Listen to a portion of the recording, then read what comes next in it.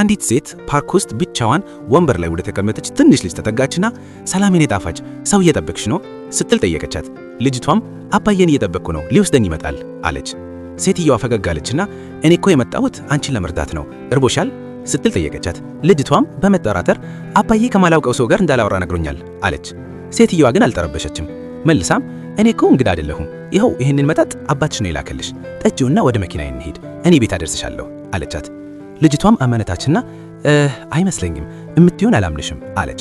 ሴትየዋ በእርጋታ አባትሽ እኮ የሥራ ባልደረባዬ ነው አሁን ስብሰባ ላይ ስለሆነ ነው እኔን የላከኝ በማለት ዋሸቻት። ልጅቷም እውነት በማለት ጠየቀች።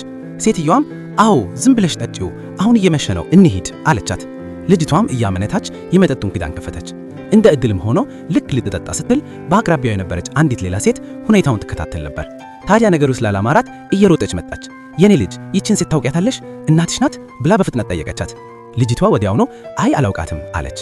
ጠላፊዋ ሴት ጣልቃ ገባችና እሷ እኮ ደህና ናት የአባቷ የሥራ ባልደረባ ነኝ ጣልቃ ትግቢብን አለች። ደጓ ሴት ግን ስለተጠራጠረች እውነት እስቲ የአባቷ ስም ማን ነው? አሁኑኑ ደውይለትና አገናኝኝ ላናግረው ብላ አፈጠጠችባት። በዚህ ጊዜ ሴትየዋ ደነገጠች። ውሸቷ ሊጋለጥ ስለሆነም ሹፌሯን እንደማርዋጣ ሆና ስማ እኔ ባልደረባይን ለመርዳት ነበር እሷ እምቢ ቃለች ግን እሄዳለሁ ብላ በፍጥነት ወደ መኪናዋ ሮጣ አመልጣ ሄደች። ደጓ ሴት ግን ልጅቷን ብቻዋን አልተወቻትም። አባቷ እስኪመጣ ድረስ አብራት ሆና ጠበቀች። ጊዜው ከፍቷል። ለልጆት ከማያውቁት ሰው መጠጥም ሆነ ምግብ አለመቀበልን አስተምሯቸው። በልጆት ጉዳይ አጠራጣሪ ነገር ሲኖር ጣልቃ በመግባት ሕይወታቸውን እንዳያድግ። አባትህ ወይም እናትህ ልከውኝ ነው የሚለው የተለመደ የጠላፊዎች ዘዴ ነው። በማላውቀው ሰው ተታላ ከምትጠፋ እምቢተኛ ልጅ ሆና ብትቀር ይሻላል። ይችን ሴት ንቃትና ደግነት ከተመቻችሁ እስቲ የልብ ምልክት ኮሜንት ላይ አስቀምጡ።